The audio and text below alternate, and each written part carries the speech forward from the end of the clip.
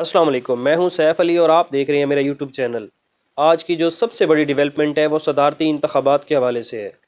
ایک طرف ہے آصف علی زرداری جس کو مسلم لیگ نون اور اسٹیبلشمنٹ کی حمایت حاصل ہے، مسلم لیگ نون کے اور اسٹیبلشمنٹ کے نامزد کیے گئے صدر ہیں، اور دوسری طرف ہے محمود خان اچک زئی ملی عوامی پارٹی کے چیئرمین ہیں جس کو پاکستان تحریک انصاف اور سنی اتحاد کونسل کی حمایت حاصل ہے، اور ان دونوں پارٹیز کے لیے یہ صدر کے انتخاب کے لیے نامزد کیا گیا ہے۔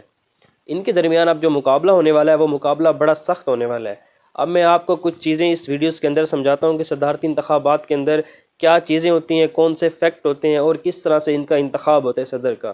تو وہ تمام چیزیں میں آپ کو اس ویڈیو کے اندر سمجھاتا ہوں تاکہ آپ لوگوں کو اس بارے میں انفارمیشن ہو، اور یہ انفارمیشن بہت اہم ہے، ہم سب کو یہ انفارمیشن پتہ ہونی چاہیے۔ اچھا، اب آپ کو ایک بات تو سمجھ آ گئی کہ سنی اتحاد کونسل کی 23 سیٹیں صوبائی اسمبلی کی جو کہ چیف الیکشن کمشنر نے روکی ہوئی ہے، اس کے اوپر بھی میں آپ کو یہ سمجھاتا ہوں کہ کیوں روکی ہوئی ہے۔ یہ تمام چیزیں ویڈیوز کے اندر، ویڈیوز کو پورا دیکھیے گا۔ اب صدر کے انتخاب کے لیے صوبائی اسمبلی، قومی اسمبلی اور سینٹ کے جو ممبرز ہوتے ہیں وہ انتخاب کرتے ہیں۔ صوبائی اسمبلی کے ٹوٹل جو ووٹ ہوتے ہیں وہ 65 ہوتے ہیں، جتنے بھی اس کے اندر ممبرز ہوں گے ان کے اوپر ڈیوائیڈ ہو جائیں گے۔ فار ایگزامپل اگر 250 ممبر ہے تو اس کے اوپر 65 ووٹ جو ہے وہ برابر تقسیم ہو جائے گا، اگر 100 ہے تو اس کے اوپر اسی حساب سے تقسیم ہو جائے گا۔ تو یہ ہے صوبائی اسمبلی کا جو طریقہ کار صدر کے انتخاب کے لیے۔ باقی جو قومی اسمبلی ہے یا پھر سینٹ ہے اس کے ہر ایک ممبر کا ایک ووٹ کاسٹ ہوتا ہے۔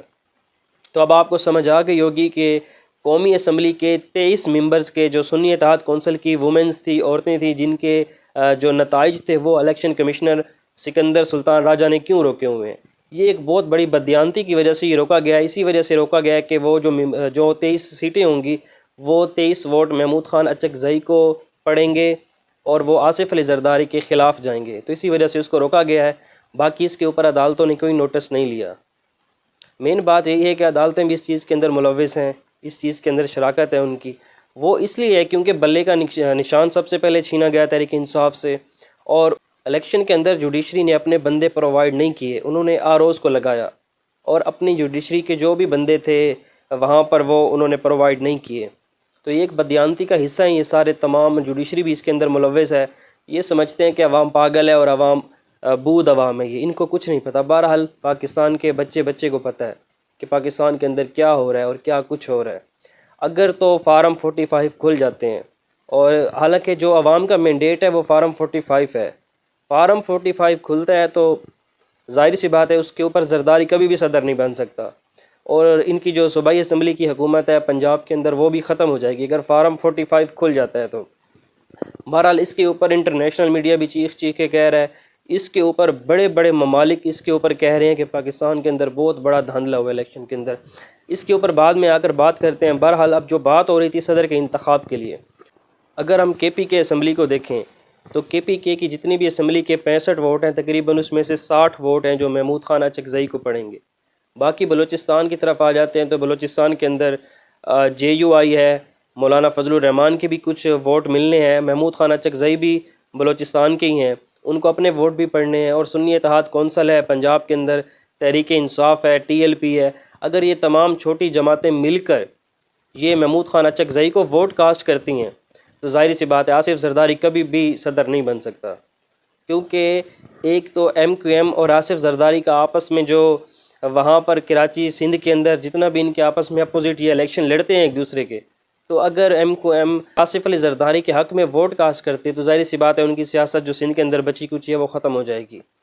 تو اگر یہ ووٹ کاسٹ نہیں کرتے ایم کیو ایم اس کو آصف علی زرداری کو، تو ظاہر ہے آصف علی زرداری پھر صدر نہیں منتخب ہو سکتا۔ اب دیکھتے ہیں کہ کیا ہوتا ہے اس کے اندر۔ باقی محمود خان اچک زئی جو ہیں وہ اینٹائی اسٹیبلشمنٹ ہے، انہوں نے اس دن سینٹ کے اندر کھڑے ہو کے، قومی اسمبلی کے اندر کھڑے ہو کر جو تقریر کی ہے، انہوں نے سب کچھ اکھاڑ کے پھینک دیا ہے، سارے ڈرامے سارے کے اوپر پانی پھیر کے رکھ دیا۔ اس نے کہا کہ یہ ایوان عمران خان صاحب کے علاوہ نہیں چل سکتا، اور انہوں نے بہت بڑی بات کر دی ہے کہ الیکشن کے اندر جو لوگ ملوث ہیں، جن لوگوں نے دھاندلی کی ہے، سب سے پہلے ان لوگوں کو اپنی جو آئینی ذمہ داری ہے وہ یاد دلانی ہوگی۔